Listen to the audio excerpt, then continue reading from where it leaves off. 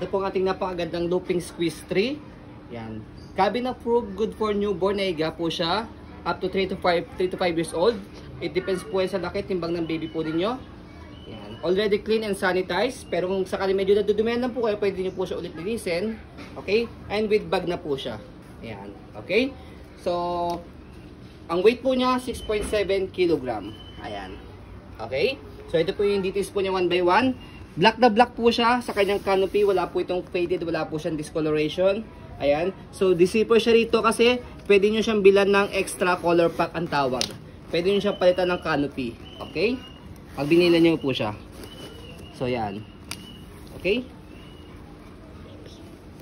Ayan. Okay? So, next po natin, pag binilan nyo po siya ng color pack, by the way, extra color pack tawag po din, nata-change po sa kanya itong canopy, and then ito pong kanyang harness pad. Okay, pati po yung mga harness pad dito sa front handle na pad.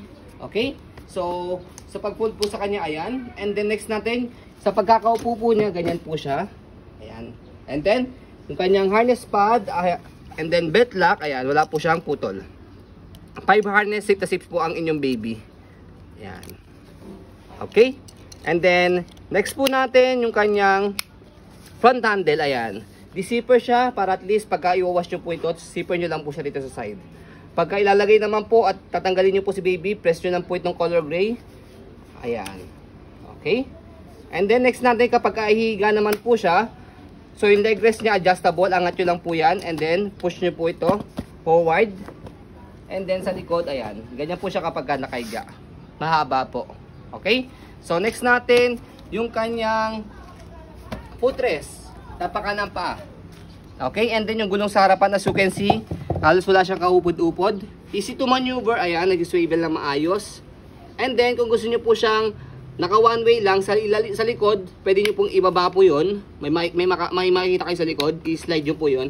Ang purpose po yun, if isa inaantok o nakatulog si baby, pwede niyo po siyang ihele. Naka one way na lang po siya. Okay? So, next po natin, yung kanyang body frame sa right side. Ayan. So, okay na okay po yung kanyang body frame sa right side. So, makinis na makinis po siya. And then, yung kanyang mga screw dito, wala po siyang kalawang as you can see. So, kaya po, as a maselang seller, pwede po ito sa mga maseselang buyers. Ayan. Okay? So, next natin sa likod, ayan po yung kanyang gulong as you can see. Kitang-kita pa yung lining niya. Parang hindi siya nagamit po sa kalsada. Nagamit lang po sa mga malls. As you can see naman sa gulong. Ayan. And then yung kanyang likuran, stopper, kulay green naka-go. Tapakan nyo lang po dito. Color red naka-stop.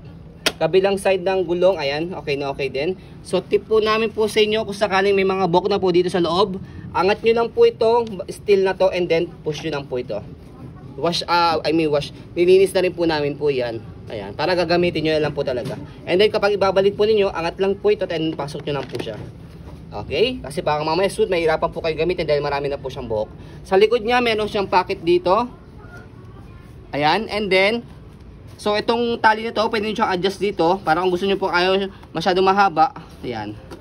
For example, may nakatali dito, may hook dito, para hindi mauntog si baby dito. Okay? Kapag naman po iupo po itong stroller natin, atakin nyo lang po itong dalawa. Ayan. Okay? Kapag naman po higa, press nyo po itong dalawa and then pull down. Ganoon lang siya kadali. Okay, less hassle.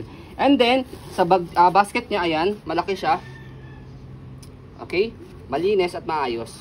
And then, next natin, sa kabilang side ng body frame, ayan. Okay, so malinis din siya, makinis.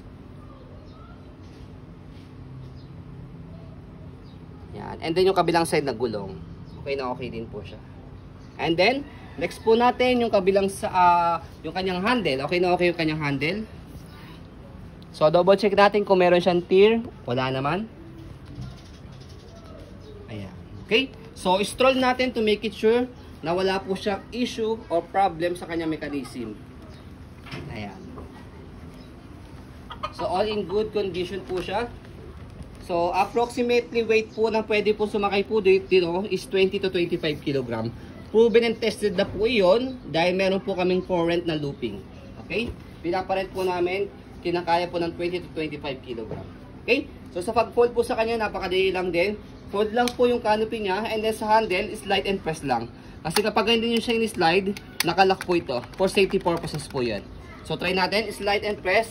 Pwede siyang one hand lang, ganito, pull down. So kung gusto nyo po ng ganyang folding. Ayan, pwede siyang hand carry. Okay, pwede siyang naka-luggage type. Angat nyo lang po yung leg rest and then atake nyo lang po ito.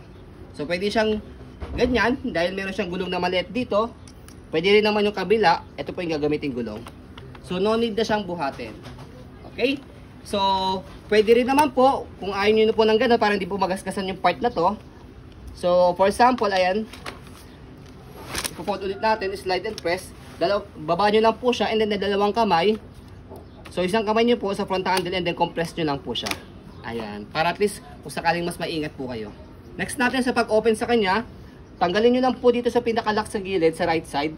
And then bukan nyo lang po siya. May indication po yan, naka-color red, ibig sabihin hindi pa siya pwedeng gamitin. Kapag naka-color green, ibig sabihin naka-lock na po siya. Safe na po siyang gamitin. Okay? So, ayun po. As you can see, very details po kami sa ayun pong pag-video. Kasi ang aming shop policy, no refund, no exchange, what you see is what you get. So, yun po, maraming salamat. Have a nice day and God bless po.